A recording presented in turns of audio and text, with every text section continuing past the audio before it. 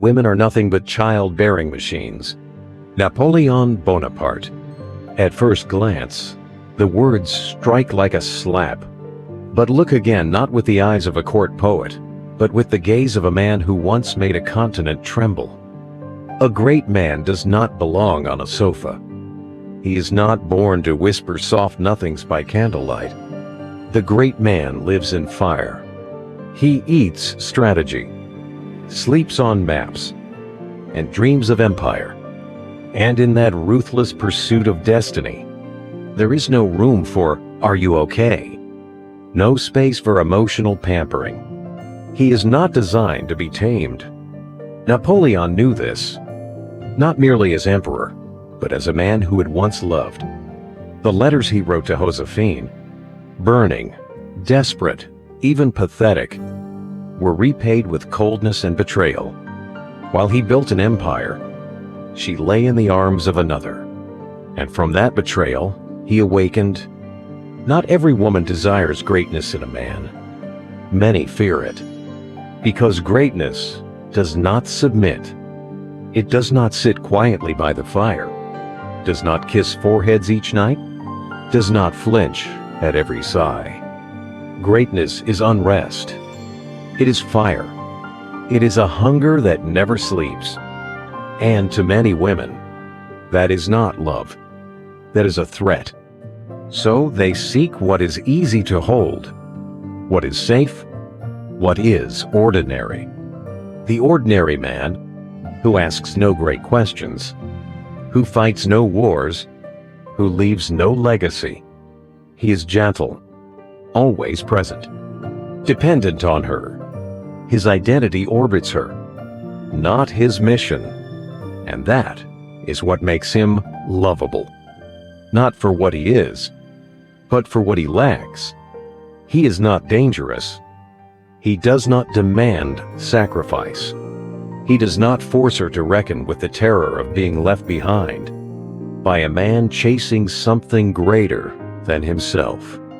Napoleon saw this truth, not with bitterness, but with the cold logic of a conqueror. When he called women childbearing machines, he was not condemning. He was categorizing. He reduced them to their biological function, because most, in his eyes, never rose beyond it. They could not understand the storm that lives in the heart of a man who refuses to live small. Napoleon did not write letters to be loved. He had long ceased needing that. He sought only the truth, especially when it hurt. And the truth he found, again and again, was this: the higher a man rises, the lonelier he becomes. Not because he seeks solitude, but because comfort, emotional warmth, and dependency cannot survive in the furnace of greatness. Look around you today. The world shouts about excellence, but only when it is convenient, aesthetic, entertaining, so long as it doesn't disturb the comfort of the crowd. But the man of true power, of depth and vision, he terrifies the world, especially in love. Napoleon knew this, and he bore the scar on his heart.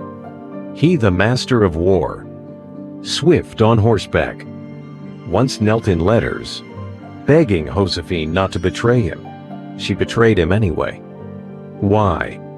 Because power does not lull the heart like predictability. Because greatness exposes fear, not on the battlefield, but in the soul of a woman unfit to love it. Power may win wars, but rarely wins hearts.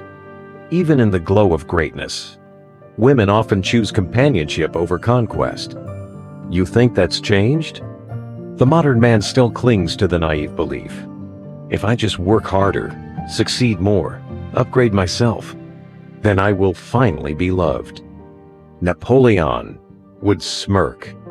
He saw what most men today still refuse to admit.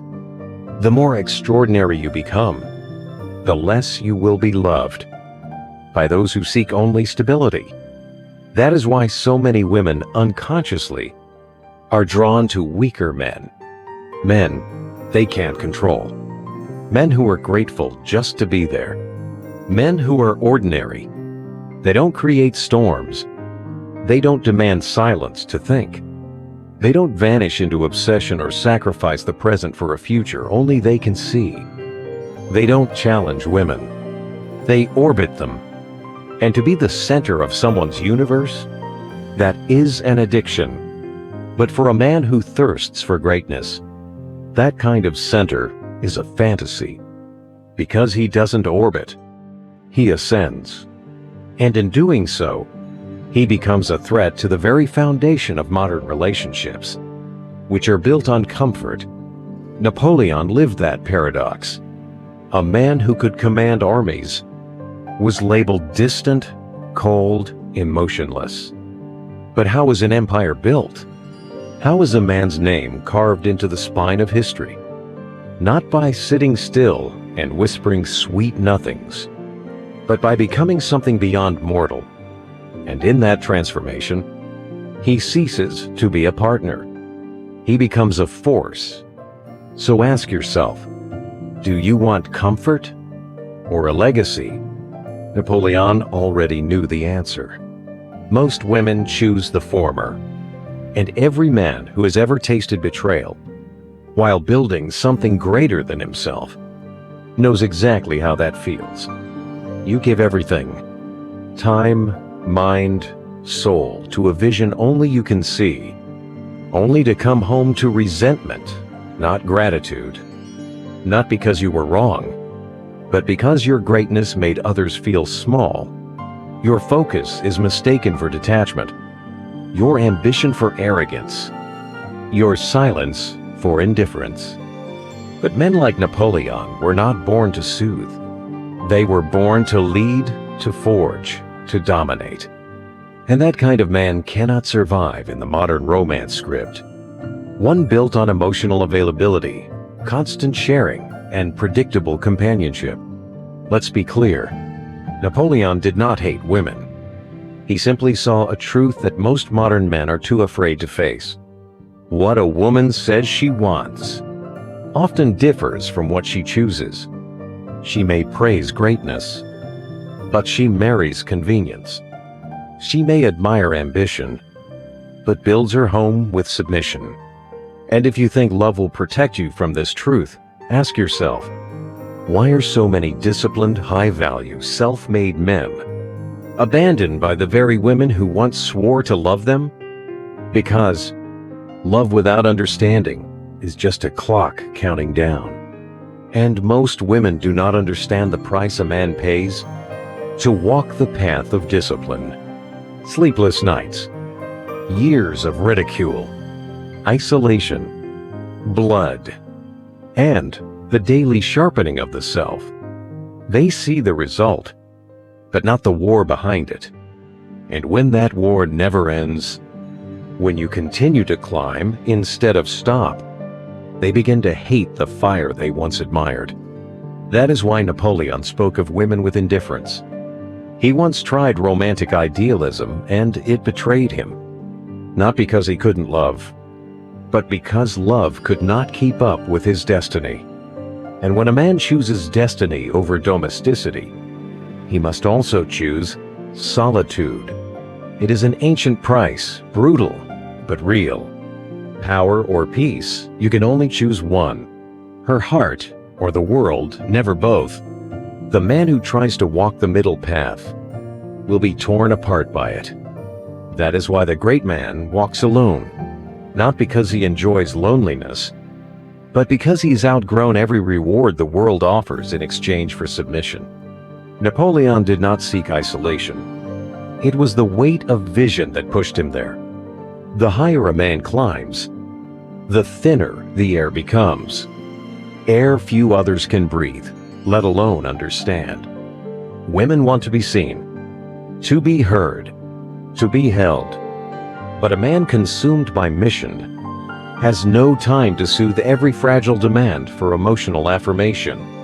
He is not cold by nature. He becomes steel by duty. And this is what modern society refuses to admit. Most people, including most women, fear true greatness, not because it is cruel, but because it cannot be possessed, cannot be tamed.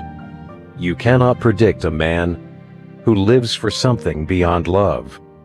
And so, the world in its fear begins to smear him. He's toxic. He's distant. He doesn't listen. Of course he doesn't listen. He's busy engraving his name into history. They curse Napoleon for everything. His ambition, his victories, his ego. But the real punishment was for one unforgivable sin. He refused to kneel, not to love, not to tradition, not to comfort. His downfall was not in his power, but in the illusion that those close to him could ever understand it. In the end, even the emperor was left behind by the very people he once protected. Even the lion dies alone. And here lies the final truth, the one no one dares say aloud. A man must choose to build an empire or to build a home. One will give him a legacy, the other, warmth, but never both. While ordinary men are loved, praised, and remembered as good guys, it is the lonely, the misunderstood, the exiled, who carve their names into the face of time. So if you are a man in pursuit of truth, in pursuit of greatness, in pursuit of something eternal, be prepared to go unloved. Be prepared to be doubted. Be prepared to be left behind, because you are not safe. And that makes you dangerous. But never forget this: the world always bows to danger. And maybe you still find yourself asking, why? Why would a woman turn away from a man of discipline, of vision, of relentless drive? A man who can move mountains and drain oceans? Why does she flee the storm that shakes the world, only to run into the breeze that barely stirs a leaf? Because the truth, the most brutal naked truth is this: the great man is a mirror. He reflects everything others are too afraid to become. His ambition exposes compromise. His silence unmasks insecurity. His solitude reveals dependence. And for most women, no, for most people, that mirror is unbearable. Because to live beside a man who needs nothing from you emotionally, who does not seek your approval, who fears nothing about walking alone, that is not romance. That is terror. It means you cannot control him. You cannot seduce him with softness. You cannot imprison him with affection. You have only two choices: follow him or be left behind. And women do not like odds like that. They will never say it aloud. But the truth is this: many women don't choose men out of admiration. They choose them out of emotional control. They choose the man who can be shaped, the one who stops when she cries, the one who pauses his mission when she doubts, the one who makes her feel like the axis of the universe. But the great man, he does not stop. He does not orbit. He builds, and he bleeds for it. He is not heartless, but his heart has discipline. He is not careless, but love is not his mission, and that makes him untouchable to the ordinary woman. She is not seeking a titan to walk beside. She is seeking a companion to feel safe, heard, and prioritized. That is the quiet, shameful truth. The reason many women trade up in looks, but down in essence. He may look like a man. He may speak like a man. But inside, he is soft clay, molded by her moods, her needs, her worldview. He does not threaten her comfort, and therefore, he threatens nothing at all. And here comes the bitter twist. She will never truly admire him. She may love him, cling to him, even marry him. But deep down, She knows. She did not choose a king. She chose a servant, wearing a crown. And you, the man who does not kneel, the man who does not stop, the man still burning at 2 a.m. for something no one else understands. You must understand this. You are not being rejected because you are lacking. You are being rejected because of your fire, because of the intensity of your soul, because your very presence demands that others rise. And most do not want to rise. They want to lie down. So, do not envy the mediocre man. Pity him. For though he may be loved, he will never be respected. He will never be needed. Not in the way that shakes a soul. He will be tolerated, used, perhaps even cherished, but never followed.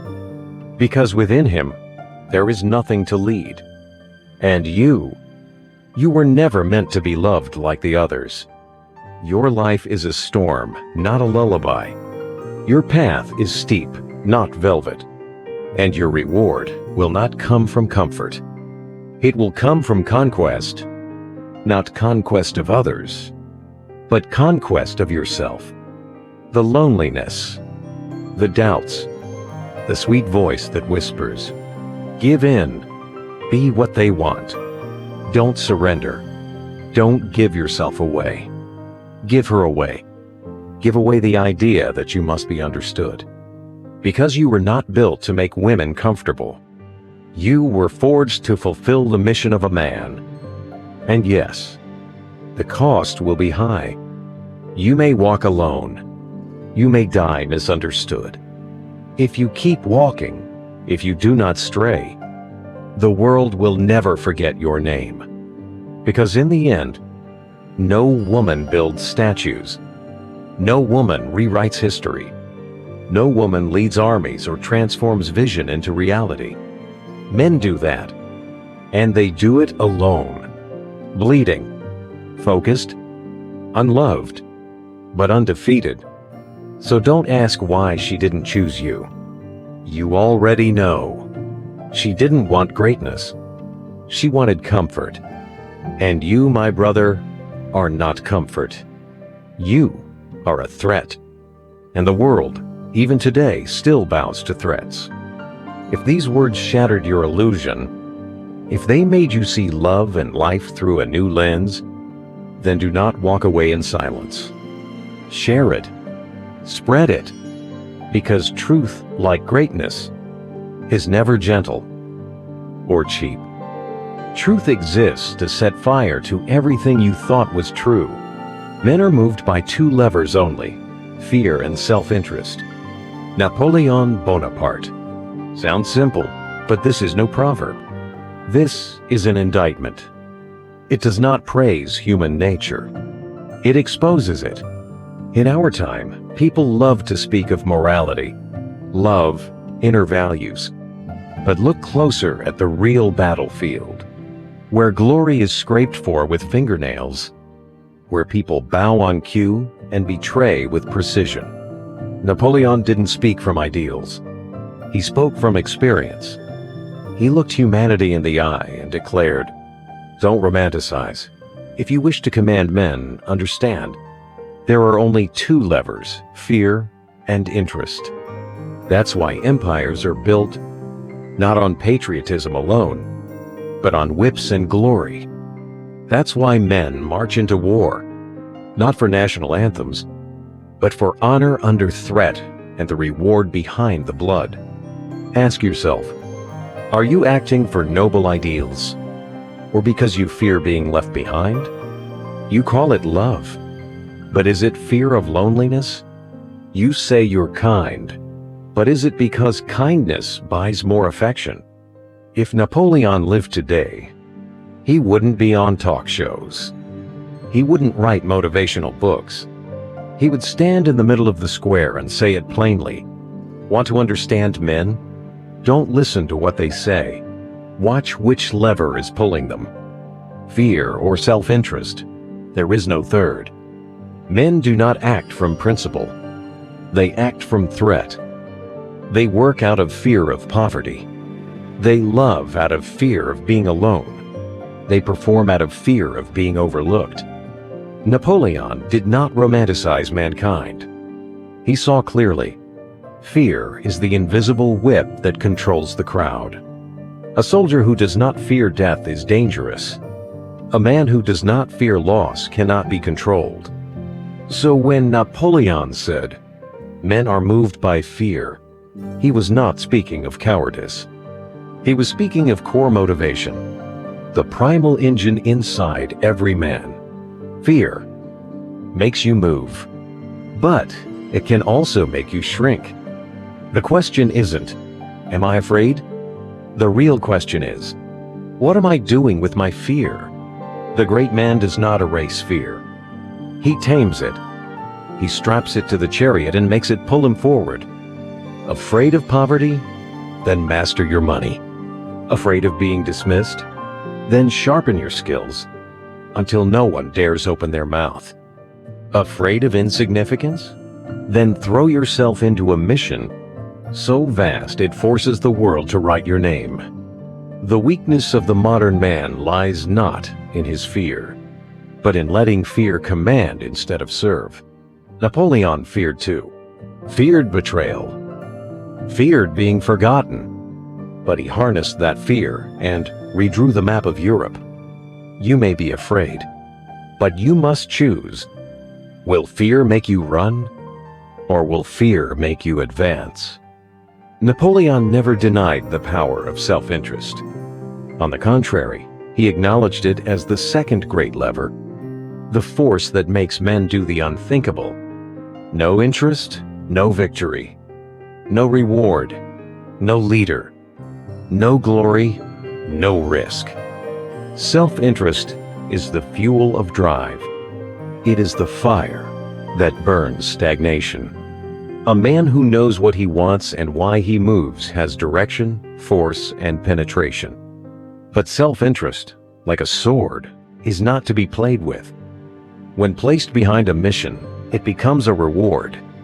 When placed above purpose, it becomes golden shackles. You began with purpose. Then one day, you live for the seat. You practice to become sharp. Then one day, you only act to be praised. You love to build. Then one day, you live to meet expectations. Self-interest is not evil, but mispositioned, it will enslave you to comfort. When Napoleon led his troops, he didn't promise ease. He promised victory. When he drew maps, he didn't bribe the people with honeyed words. He offered vision. Self-interest is not for lullabies. It is the whip that gets you up at 5 a.m., pulls you from the applause of the crowd still cheering for mediocrity. And if you want to build something worthy of a name, you must dare to place interest behind ideal. Not reject it, but never let it hold the reins. For a man who chases interest without direction is a common merchant. But the one who wields it like a whip behind a warhorse, he leads, and the world follows. And when a man rises above both levers, neither ruled by fear, nor led by cheap desires, he enters a realm few dare to tread, the domain of the alone. Not because no one loves him, not because he needs no one, but because the higher he climbs, the thinner the air becomes.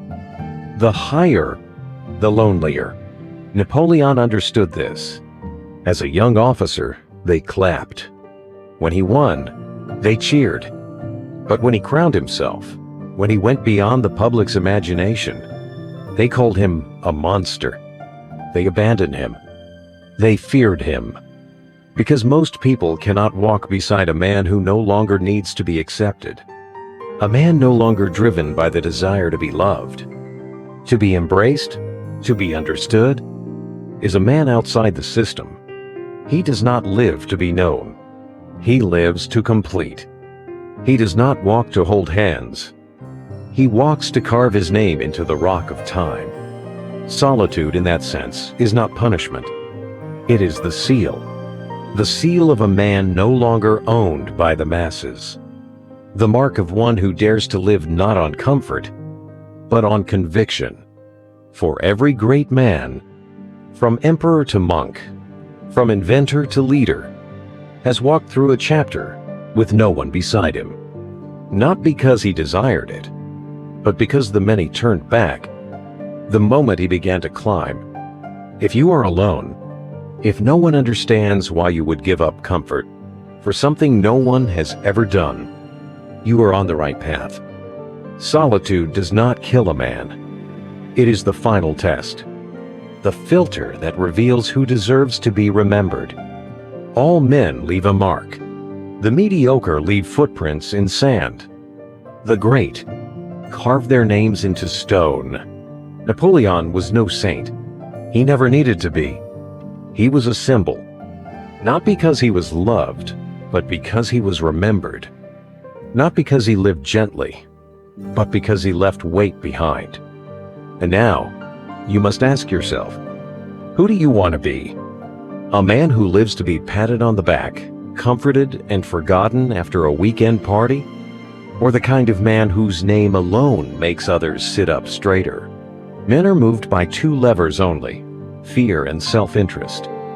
If you are merely a victim of these two forces, then you are nothing more than a pawn in someone else's game. But if you understand them, if you can command them, then you are the one who writes the rules. No one writes history for agreeable men. No one builds statues for the man who is always on time but has no purpose. No one remembers the one who never disturbed the peace. History remembers the disturbers, the ones who force the world to choose, follow, or be left behind. If you're not stirring the world, you're just part of its background noise. So decide, will you live a life of comfort, safety, and ease? Or will you live a life that burns, that scars, that cannot be replaced? Truth will not make you feel safe. It will burn away every illusion you ever believed was love, value, or security. But from that ash, a new man will rise. One who does not need to be chosen. One who does not wait to be understood. One who does not beg to be loved. He only needs one thing: to be carved into stone.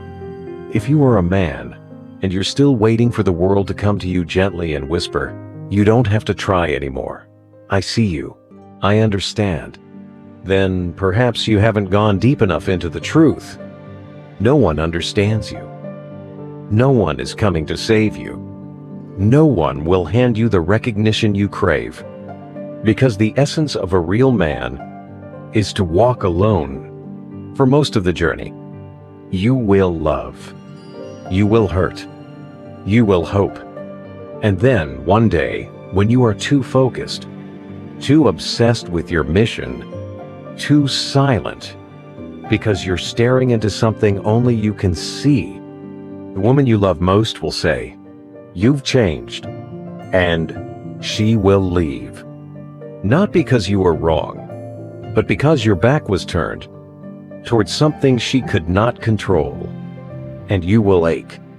But if you stop, if you turn back, if you shrink yourself just enough to fit into someone's embrace, the death begins. Not a physical death, but the death of the fire within, of that gaze so vast and unwavering, it made the world bow. As a man, you must choose. There is no middle path. You don't get to have both. Either you are loved and held down, or you are respected and misunderstood. Either you live safely and are forgotten, or you live greatly and die alone. And if you choose the second path, the path of greatness, you must stop complaining that no one understands, that women leave, that love isn't enough. Those things are not meant for you. You were not born to be loved like others. You were born to leave a mark. Do not beg to be seen. Do not plead for approval. Do not wait for company. Stand tall, in silence, with clarity. Walk as if you are rewriting history. Each footstep a carving into stone. Do not shrink to please anyone. Do not dim your fire to fit someone's hands. If you must choose between love and purpose, choose purpose. Because if you are big enough, true enough, and bright enough, the right love will find you, eventually. But if you abandon your purpose, you will have nothing left to love. Remember, this world does not kneel for the charming. It kneels only for the dangerous, for the untamable, for the man who does not need to be loved in order to live. Do not live to be loved. Live to be carved into eternity. And in the end, when you die, leave behind the silence of a man the world will never forget. Not because he was loved, but because he could not be replaced.